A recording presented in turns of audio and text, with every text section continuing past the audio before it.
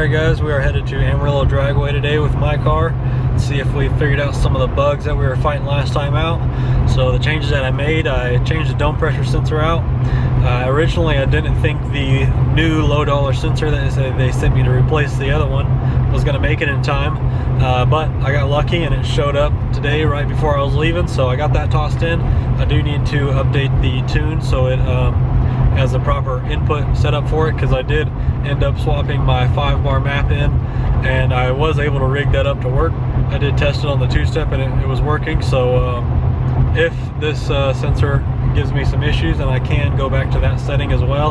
Or I also brought stuff to remote mount the sensor instead of mounting it directly off the wastegate if we need to do that as well, just in case the sensor is getting the readings thrown off or getting damaged by the wastegate vibrating and moving around a lot. So we've got a few options if we need them, but hopefully we'll be good to go and not have to mess with anything. But we also made the bar change in the back, so I lowered the lower control arm on the rear end to give it a little bit more upward angle towards the body, to give it a little bit more anti-squat. So it should be somewhere in the 140% range. So we'll see how that works. I also had to replace the front main seal. I had to pull the balancer and the hot side and all that stuff off to get that on there. I just got all that stuff put back together today right before I left, so we should be good to go. We'll see how it does. It's going to start off a little bit soft and we'll work our way up from there. So we'll see you guys at the track.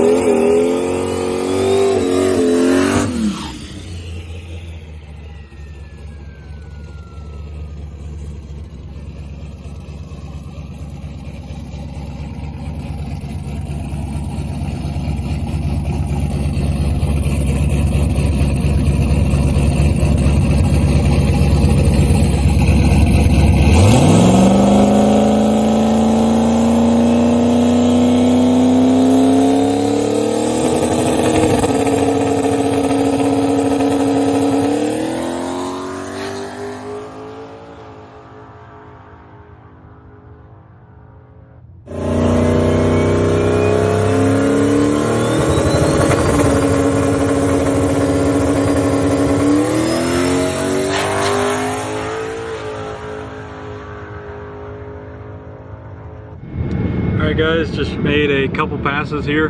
I didn't update after the first one, but the first one was a 590 something. I'll put the slip up at 127. I did have to pedal it right in the 60 foot. It spun pretty much right off the hit, so we turned it down a little bit on the hit, but the dome pressure is doing exactly what it's supposed to. So shout out to Low Dollar Motorsports. That new sensor is working perfectly, so I'm super happy with that. Now I just need to adjust my PID a little bit to get it to follow my target a little bit better, but that's nothing to do with the sensor. That's just my side of things, but it's really close and I'm super happy with it. And that last pass was a 574 at 132 with a 149 60 foot.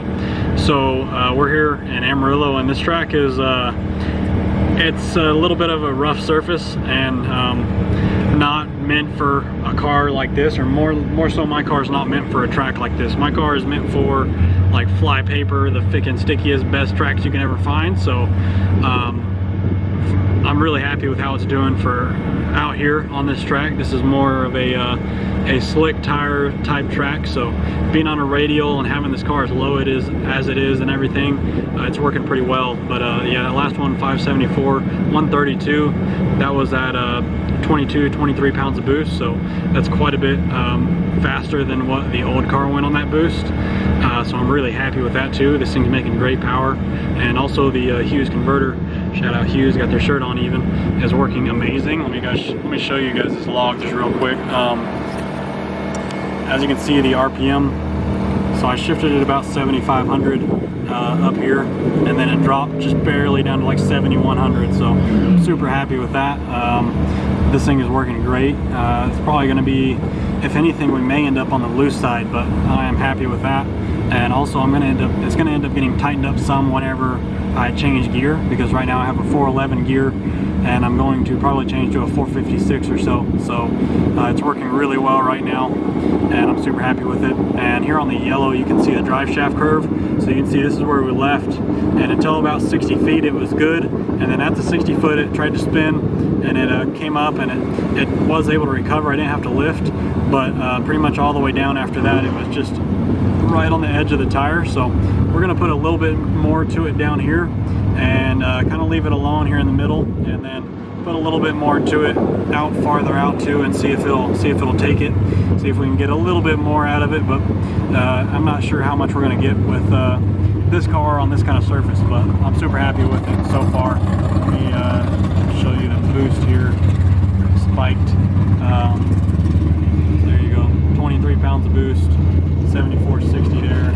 Go farther out here, 7,022 pounds of boost right there. So super happy with that.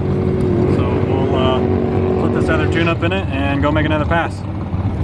One thing that I will say about the track though is even though this car is not built for this kind of surface, they're still doing what they can to help me out. So right before my pass, they went up there and sprayed for me and everything, so I really appreciate that. So they're helping out as much as they can. Don't expect anything crazy from this car here, just because of the way it's set up. It's so low to the ground that it's really hard for it to transfer weight, which that's done on purpose for radial surfaces where I don't want to transfer weight because it'll do a wheelie. So it's really not set up for this stuff at all. So I'm super happy with it so far. So let's go make another pass.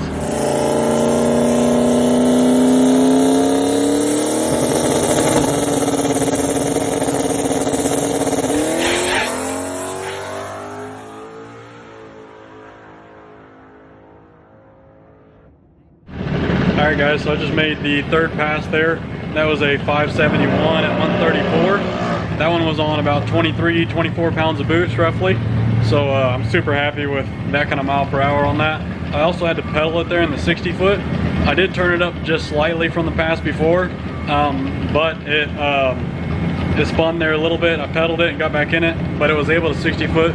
Actually slightly quicker than the last one, 149 there. So that's not bad. There's nothing impressive there, but I'm not really worried about that right now. We will worry about that when we go to some real crazy prep and really start leaning on it. But I'm pretty happy with that one.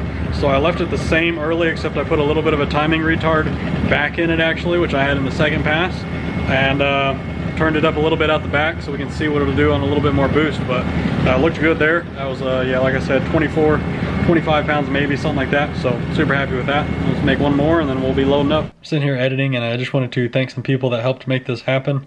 Couldn't have done it this weekend without them. So wanted to thank Joe and Brennan for helping me get lined up and everything, and Brennan drugged me around with his golf cart as well, since I don't have the radiator on yet.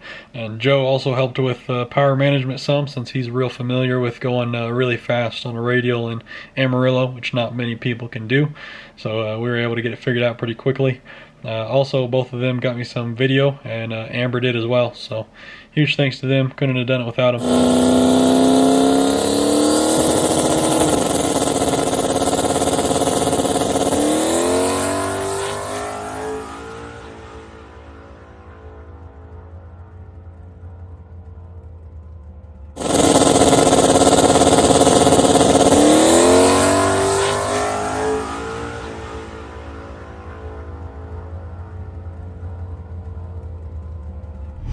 Alright guys, so we're about to leave the track.